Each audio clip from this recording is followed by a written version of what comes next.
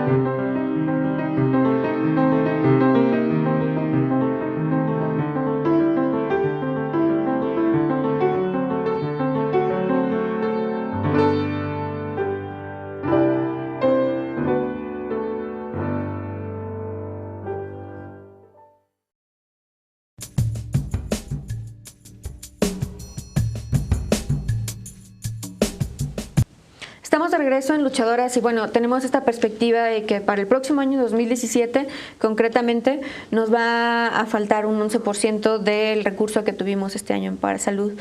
¿Por qué? Quisiera insistir que nos ayudes a profundizar, a entender por qué 11% implica muchísimo recorte, porque, bueno, parte de esta, ¿cómo decirlo?, analfabetismo de recursos públicos, no sé, que tenemos generalizado, es cómo sabemos dimensionar qué es mucho, qué es poco, qué representa. Sí, yo creo que una forma de poder entenderlo es que la mayoría del presupuesto en salud es un poco como cómo se distribuye, ¿no? El presupuesto llega a la Secretaría de Salud, estamos hablando de ese presupuesto. No estamos hablando del presupuesto que va a las instituciones de la seguridad social, el IMSS, el ISSSTE, SEDENA, Marina, Pemex, ese no, sino el que llega a la Secretaría de Salud y se distribuye a los 32 servicios estatales de salud. Ya. La mayoría del recurso con el cual funcionan cada uno de los servicios estatales de salud es con ese recurso.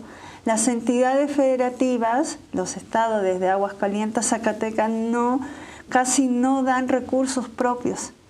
Entonces su principal fuente de financiamiento para que operen los servicios, para que haya electricidad, agua, medicamentos, instrumental médico, personal, ambulancias, como comentaba, es ese recurso que se transfiere a través de la Secretaría de Salud. Eso por un lado. Por otro lado, este recurso que tiene la Secretaría de Salud, la mayoría está compuesto por lo que es el Seguro Popular, alrededor del 60%. Y este recurso del Seguro Popular también tiene un recorte enorme, igual un poco más inclusive de un 11%. Entonces, el Seguro Popular es la principal fuente de financiamiento para que operen los servicios de salud. Y en verdad ha sido donde está como este 11% donde está concentrado en el recorte que le hicieron al Seguro Popular. De ahí viene la compra de medicamentos, de ahí viene la contratación de personal, de ahí viene la ampliación de infraestructura, o arreglar un hospital, o construir más, o arreglar un centro de salud, o ampliar un centro de salud porque está pequeño y está saturado de personas y necesita ampliarse. Esos son los recursos del Seguro Popular. Entonces, de este 11 no es como a todo, sino que alguna bolsa muy importante de este total de presupuesto en salud, que es el Seguro Popular. También a otros recursos que son igual de sensibles y que va a afectar a la vida de las personas, pero el mayor está ahí, en el Seguro Popular. ¿Y quiénes son las principales usuarias y usuarios del Seguro Popular y cuáles son los principales servicios a los que se acude al Seguro Popular para obtener? Bueno, las mayores usuarias del Seguro Popular precisamente son mujeres. Ya sabemos que las mujeres tenemos como un rol de cuidar a la familia, a los hijos, ¿no? A las personas mayores de la familia, a las parejas y así. Entonces ellas son las mayores usuarias del Seguro Popular. Y además son las mayores usuarias porque una parte importante de las personas que acuden al Seguro Popular son mujeres en edad reproductiva que van por la atención de embarazo. La mayoría de los servicios de salud en este país, en el caso de estos 32 servicios estatales de salud, son ocupados para atención de embarazo y parto. Esa es la población que integra mayormente a la población del Seguro Popular, ¿no? Entonces ahí va a haber una afectación directa. Es fácil suponer que va a haber una afectación directa a las mujeres en edad reproductiva por atención de embarazo y parto. Y además de atención a embarazo y parto, también solicitud, por ejemplo, de acceso a servicios de anticoncepción, también el Seguro Popular lo provee y ¿esto también podría haberse afectado? También podría haberse afectado porque esperemos que no. Supone que ahí hay como un mecanismo, una forma de comprar anticonceptivos que está como más protegida, aunque sí es un recurso del Seguro Popular que puede haberse afectado. O sea, la Federación, la Secretaría de Salud Federal le pregunta a cada uno de los estados, ¿usted quiere que la Federación compre los anticonceptivos? Y los estados le dicen, por ejemplo, Colima dice, sí, yo quiero que usted me los compre, Secretaría de Salud Federal, y cómprelo con los recursos del Seguro Popular y yo le digo cuánto. ¿Cuánto de mis recursos de Seguro Popular úselo para comprar anticonceptivos? Eso es lo que le llaman compra consolidada. Entonces no lo hacen los estados, la compra lo hacen la Secretaría de Salud Federal con recursos de Seguro Popular de cada uno de los estados. Eso podría haberse afectado si los estados ahora van a tener menos recursos del Seguro Popular, evidentemente, ¿no? Y bueno, vinculando, o sea, haciendo como atando los cabos que nos vas diciendo poco a poco, ¿no? Se va a ver afectado el recurso del Seguro Popular, cuya principal demanda son embarazos, mujeres en edad reproductiva, embarazo y parto. Y hemos visto, principalmente el año pasado, vimos una serie de casos graves de que de por sí los servicios de salud estatal estaban fallando a las mujeres en atención a parto y empezó a posicionarse mucho la discusión sobre violencia obstétrica. Y entonces, ¿en qué panorama nos deja esto? Pues en un panorama terrible, porque es como muy buena tu pregunta, porque lo que estamos es situación de rezago. O sea, no es que México esté en una situación óptima de cómo deben ser los servicios de salud y ahora haya un recorte presupuestal que implique como un retroceso, pero no una situación catastrófica. En cambio, estamos en una situación de muchos años de rezago, por eso hay enormes desigualdades, por eso las mujeres que fallecen en salud materna son las mujeres pobres, con poca escolaridad, con servicios de muy mala calidad, muy precarios.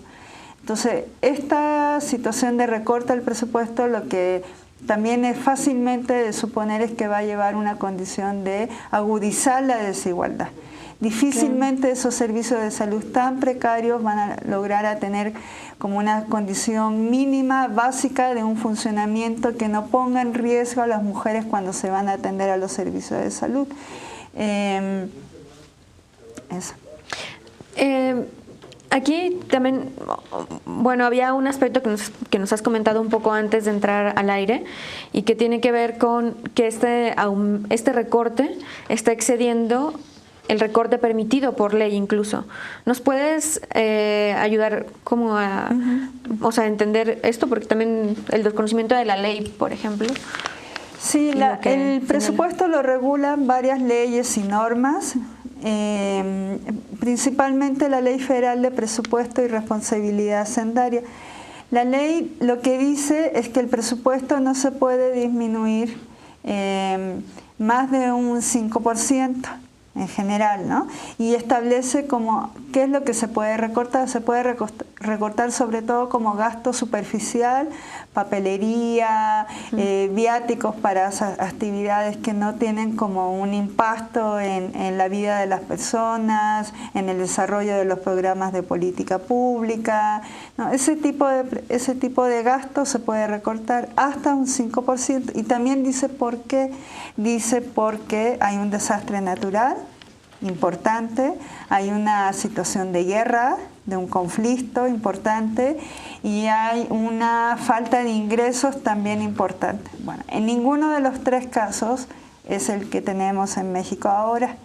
Entonces, eso por un lado. Por otro lado, lo que la ley habla es del presupuesto en general. Lo que las organizaciones decimos es que es el presupuesto en general, pero también hay áreas estratégicas del presupuesto que tienen un impacto muy diferenciado y que sí se debe justificar cuando pasan el 5%, y uno es el caso de salud. Si le recortan el 11% a presidencia, evidentemente no tiene el mismo impacto que si le recortan el 11% a salud, porque presidencia, sus gastos son básicamente de representación del Ejecutivo Federal y son una serie de gastos que nosotros podríamos, muchos de ellos, poner como en esta categoría de superficiales, ¿no? En cambio, el presupuesto en salud es claro que hace la diferencia entre las condiciones de vida de las personas, y no solo eso, sino que además la mala atención implica que hayan padecimientos, enfermedades, situaciones de salud que se podrían atender, que no hubiera ninguna secuela. Y que se pueden recrudecer, ¿no? Claro, y si hay una mala atención se puede atender mal y dejar secuelas que ni la Secretaría de Salud, ni la Secretaría de Hacienda, ni la Cámara de Diputados se va a hacer responsable, aunque debería, de las consecuencias de ello en estas personas. Vamos a hacer una pausa y volvemos, porque también desde Fundar han trabajado algunos casos donde justo, a pesar de que ha habido resoluciones judiciales positivas, digamos, en cierta manera, las instituciones no asumen la responsabilidad de los impactos que una mala atención en salud genera. Vamos a hacer una pausa, estamos en Luchadoras, regresamos.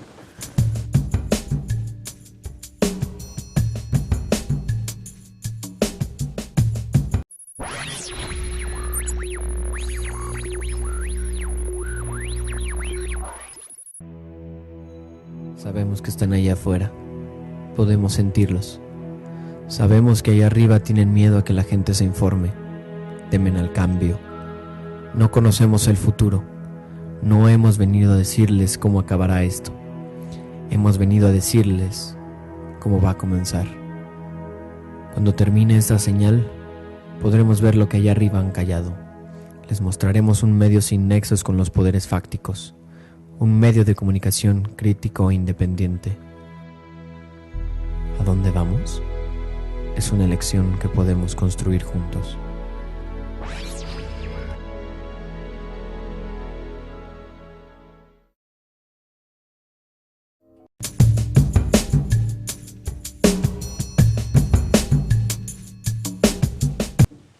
Estamos de regreso en Luchadoras platicando acerca del recorte del presupuesto en salud del próximo año con Daniela de Fundar, y justo hablábamos no solo del impacto inmediato, ¿no? O sea, no solo el impacto inmediato de que lleguemos al Seguro Popular, pidamos un servicio en cualquiera de los 32 estados del país y no se nos dé la atención que deberíamos tener, sino también que se van a dejar de atender enfermedades o padecimientos que pueden con los años complicarse derivados de esa falta de atención. Entonces digamos que hay un doble, o sea, ¿cómo decir? ¿Cómo se puede tomar una decisión política de esta magnitud sin tener, bueno, no sé si se tiene o no se tiene claro, pero sin que pese el impacto en la población? Es que más bien lo de las como secuelas es en el caso de que haya una mala atención. Lo que suponemos es que algunos indicadores de salud, como algunas cosas, pueden estar como un aparente bajo control, ¿no? Lo que yo creo es que eso es como lo que se está apostando, ¿no? Que se va a mantener como esta atención muy básica, que no va a haber como una protesta social alrededor de las carencias de los servicios de salud, de lo precario, ¿no? Y lo otro que preguntas es que yo creo que hay una falta de ética, hay un enorme problema de realmente tomar una decisión en conciencia pensando en la afectación en la población. Entonces, y a la falta de ética en esta toma de decisiones del Poder Ejecutivo y Legislativo le sumaría el hecho de que hay como una ligereza en la responsabilidad como Estado mexicano ante las obligaciones constitucionales y las obligaciones internacionales.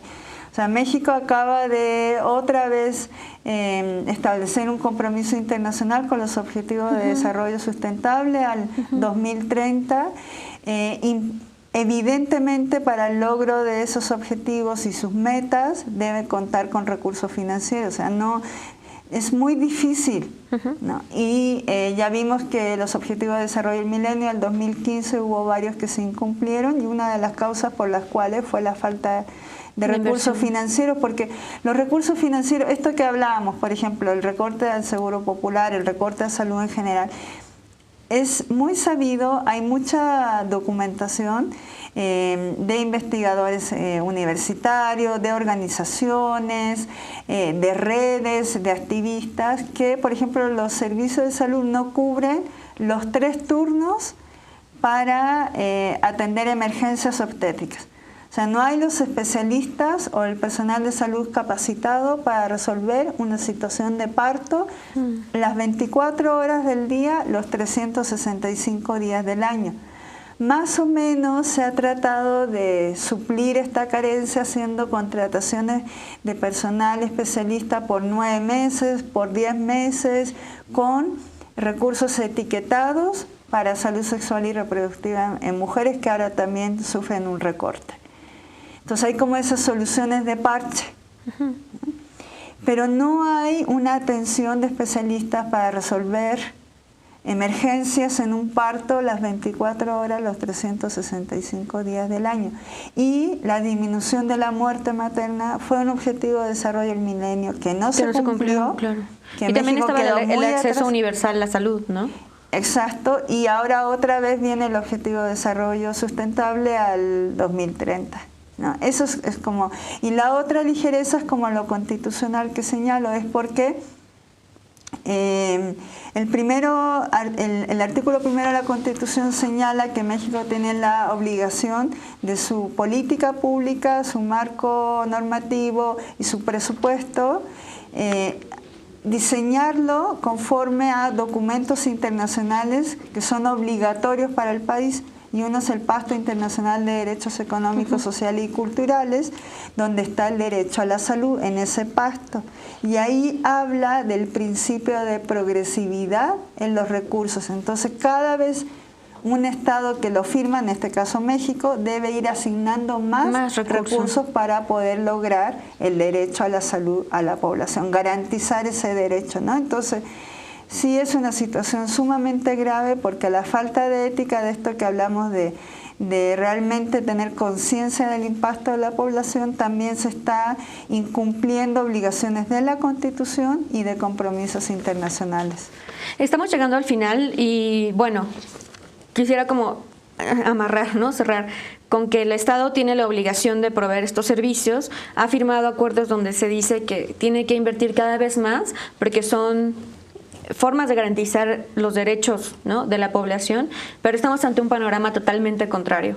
Se va a recortar como nunca y puede haber impactos en el acceso real a las personas. ¿Qué podemos hacer, digamos, ante este panorama? Como sociedad civil organizada, ustedes están monitoreando, etcétera, pero de pronto siento que siempre nos quedamos y va a tener que ser una respuesta pues breve, pero que nos quedamos ya ante un panorama de decisiones tomadas y no tenemos herramientas para revertir lo que está pasando. Bueno, en este momento sí está muy difícil revertir porque la decisión sí está tomada. Lo que pienso es que una manera es hacer mucha denuncia y poder documentar cómo está impactando en la población, en particular en las adolescentes y las mujeres, este recorte en salud en general y en particular en salud sexual y reproductiva, y hacer mucha denuncia, como subir mucho el tono a la denuncia y ocupar también los espacios internacionales y señalar que México está incumpliendo estas obligaciones y poder ejemplificar con casos cómo está afectando a la población. Pensaría que esa es la forma que ahora tenemos de poder hacer ruido para que se pueda modificar ya para el presupuesto 2018 este recorte.